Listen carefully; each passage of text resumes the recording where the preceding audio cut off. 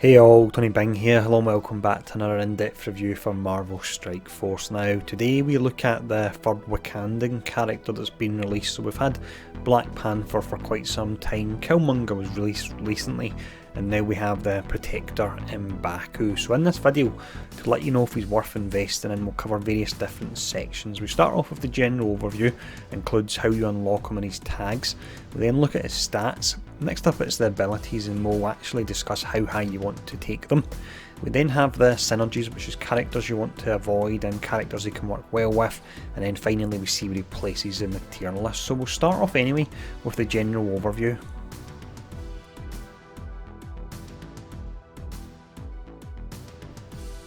As mentioned then, M'Baku is a protector class. He's also got a splash of AoE thrown in as well. So if we look at the description, the noble leader of the Jabari tribe who protects his own and relentlessly assaults his enemies. So we look at his tags, it's Hero, Global, Mystic, Protector and Wakanda. None of them are really that interesting there, of course, apart from the Wakandan one, because that team will be really strong when Shuri actually comes out. Until she's out, some of the characters are missing quite a lot, and M'Baku's a character that definitely suffers in her absence. Now in regards to how you unlock him, we've had the deal in the store, but he's actually coming to Blitz this week, so this will likely be a Blitz where everyone gets shards, and then a week later they then do the top 1500 only Blitz, so make sure you're saving your Blitz charges for that there. Now that's a general overview.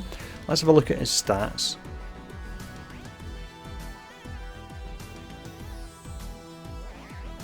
We start off here with the offensive stats, and when we look at these we can actually see how much he actually relies on Shuri to be effective. Now his damage is a D rating, but that is to be expected for a protector. His speed without Shuri on the first turn would be way down at 88, so that's exceptionally slow, and most of the other team will get their attacks off and burn down glass cannon characters before he has the chance to taunt up. Now with Shuri, he actually will get the speed up in turn number 1, so that works really nice. That gives him 132 speed on turn 1 to get his taunt up nice and quick, but again, you need to have Shuri in order for that to be effective, and after that first turn he drops way back down to that F rating on his speed again, which means it can take quite a bit of time to get his other skills off. Now finally, from an offensive perspective, you have his focus, comes in at an F, but it's not relevant because he doesn't have cleanse in his kit and he's not applying any kind of debuffs at all. So that's the offensive stats anyway. Let's have a look at the defensive stats next. Defensive stat wise then, he does pretty well, but he does have one big weakness in his kit. Now if we look at his strengths first, you've got his health and armour, which are both up at an A rating. His health when he's maxed out at 7 star without any red stars is round about 120,000 health, so that's really nice. It'd probably even be an A plus rating. His biggest Achilles heel really is his weakness. That's way down at E, so it's exceptionally easy to stun him or slow him. So if his taunt's not up and you actually slow him, with his speed being down at 88 as it is without the slow debuff, if you slow him then that's it, he's out the game. He can be the same as the likes of Drax or Hulk when they're slowed. They're really a wasted slot almost in a way, and that's of course if the taunt isn't up. Now also from a defensive perspective, you have the fact that you can get up to a 15% heal on defense up. That works out at around about 18,000 health at 7 star. He has counter on his taunt, he has 100% block chance when he's charged, and we'll talk about that a lot more when we get to the abilities, and he can get up to a whopping 80% block amount as well. So that's all the defensive stats. Let's now have a look at his abilities.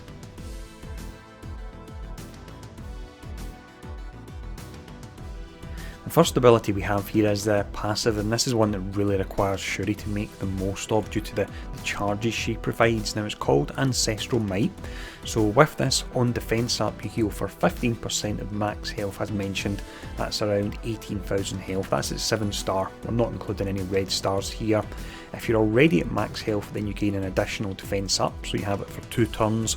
While in charge, you gain that 100% block chance and you gain 10% block amount per charge. Now MSF.gg lists it as 5%, but that's incorrect. I have checked it in game, and when you add it all up it will be 10%. So he starts off with a 30% block amount, and if you add in 5 charges that would take him up to a whopping 80%. So he would have that 100% chance to block, and he'll be blocking 80% of the damage. The only thing is, he needs the charges from Shuri in order to do that. Now each time he blocks, he'll then lose 1 charge there. So if we look at how high you want to take it, the only difference from level 4 to level 5 is 5% of the max health you heal on defense up.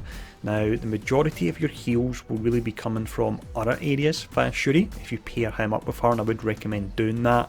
So I don't really think it's entirely necessary to have that additional 5% of max health. It is only 6,000 health at the end of the day, so this is one for that reason. I would say just keep it at level 4. The next ability we have here is the basic. This is called Cudgel Slam. So with this you attack primary target for 300% damage and on target dodge. So that'll be the likes of Vision or Spider-Man or even Elektra.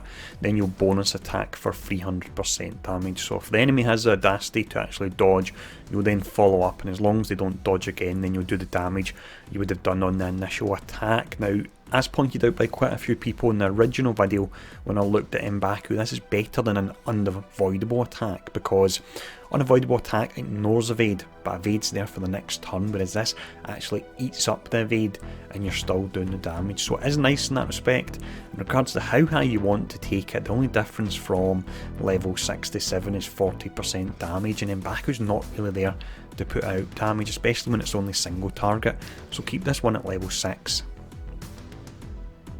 The next ability we have here is special, and this is your taunt skill. So it's called Call of the Mountain.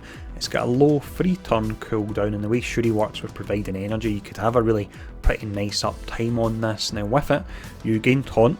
It's only for 1 turn, but again you've got the low 3-turn cooldown. You gain 2 counter, which is great for breaking melee chains, and you gain 2 charged up to a maximum of 5, and the charged is what gives you that 100% chance to block, and if you're maxed out up to the 80% block damage, you're actually able to negate as well there, which is really nice. Now the only difference from 6 to 7 on this is that the counter changes from a guaranteed 2 to 1 to 2, and you gain 2 charged rather than 1. The charges are really important to M'Baku, so the difference from 6 to 7 is quite large in respect to the charges. However, I wouldn't recommend upgrading this, and I'm going to actually cover that in the tier section as to why that's the case. If you really want to upgrade M'Baku and go all in on him, then this is a worthwhile upgrade, but for now I'm saying that you wouldn't want to use your tier 4 materials on this. Final ability we have here is Jabari Avalanche. It's 6 turns to charge and comes fully charged. You'll generally use this after you've used the special to taunt up first. Now with this you attack the primary target and all adjacent targets for 320% damage. On kill you chain to target adjacent to primary and attack that target and all adjacent targets for 320% damage.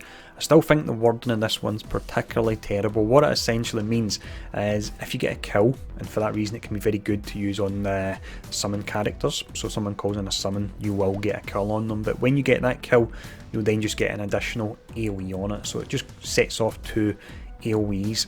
The only difference from level 6 to level 7 is 60% damage on each of the attacks. Because M'Baku's not there to really put out damage, and as other characters I would say can get better use of the tier 4 materials, once again this is one that I would only take up to level 6. That is all the abilities anyway, so let's now have a look at his synergies.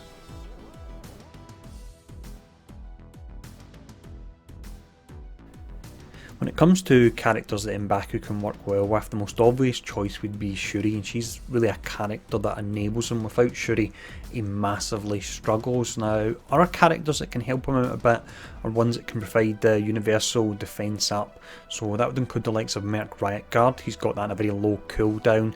You've got Kingpin, who could provide the defense up, so he's actually gaining the buff, but on top of that he's then got a fence up for potentially firing off his ultimate, and then finally you've got Captain America as well, but that's really it. I don't see any other characters that I would particularly want to pair him up with.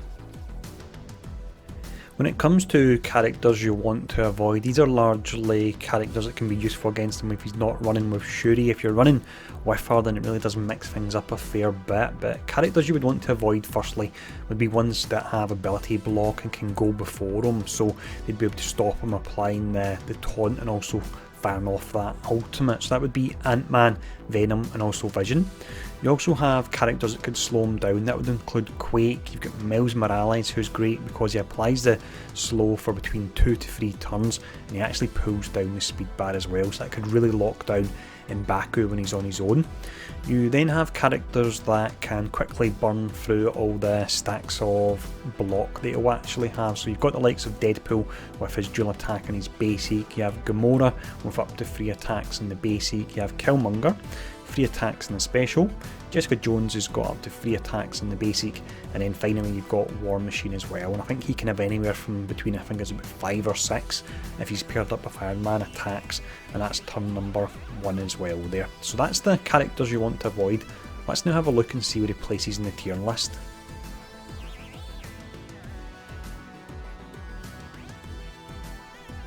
So before we do place M'Baku, then I'll just stress the fact that when I place a character on the tier list, it is based on their performance on their own. Then through synergies we add the little number to them where they can jump up a fair bit. You can see the likes of Iron Fist, just as an example, would be a mid-level free character, but he would jump up 6 slots through synergies with the defenders. Now with that out the way, where would we actually place M'Baku? So we'll quickly look at his pros and cons and then we'll place him. So when it comes to his pros, you've got the fact that with the right setup and with Shuri, you'll have that 100% block chance. You'll block up to 80% damage, which is absolutely huge. Of course, every time he's hit, that will drop down 10% until he's out of charges, but it's still a whopping amount. You've got his basic and his ultimate that are really pretty nice. You've got the fact on the basic that it is eating its way through the evade and you're hitting the character, and then the ultimate can do decent damage and it can be very effective if you use it against a character that calls in summons. We then move on to the cons. You've got his exceedingly low resistance, so it's very easy to slow or stun him, and then that's him. He's essentially out of the game. You've got the fact that I would say that 100% requires Shuri to be effective, but I don't actually believe the Wakandan team actually require him. I'm probably going to do a follow-up video and I'll talk about this a lot more. This initially came from a suggestion by David Alexander, who always leaves great suggestions. He was talking about how Cap could replace M'Baku, and looking at it, without a doubt he could, and he could do everything M'Baku does, but better. So for that reason, as mentioned, he requires Shuri, but the Wakandans don't require him at all, and that's why earlier on when we talked about upgrading that special, that's why I said I wouldn't actually recommend doing it. You've got his limited tags. The only one that's really useful is the Wakandan tag, but as mentioned, I don't think I'm even going to run him in a Wakandan team. You've got the tooltips that are terribly worded. Now that's a joke to an extent, I'm not going to mark him down for that, but the tooltip wording is really bad on this particular character. Now, just finishing off as well, you've got the fact that he's more of an off tank because he requires defense up to actually make the most of him. You can get that from Shuri, yes, but if you run him with any other teams, then you won't really be getting that defense up unless you run a 2 tank setup, and you're not really going to do that. So with all that in mind, on his own I would place him as a mid-level free character. I'm not actually going to add any synergies for the reason I've spoken about, that I don't feel that I'll be dropping him into my Wakanda team. I'll be running Captain America instead of him. So as typical, I got him as a 5 red star hero. I think first time I've ever had good red stars on a new hero, and they're one that I don't even think I'll be using. I'll maybe throw them into a scrub team in Alliance War along with some shield members, but other than that I don't see me using them at all. Now when all the characters come out, if this changes at all and he does turn out to be a better option than Cap, I will go back and look to redo this video and I'll do a 2.0 version, but for now this is where I would actually rate him. So as always, let me know in the comments below what you think of the video, if you've unlocked M'Baku, how you're getting on with him, and thanks for tuning in, and I'll see you all again soon.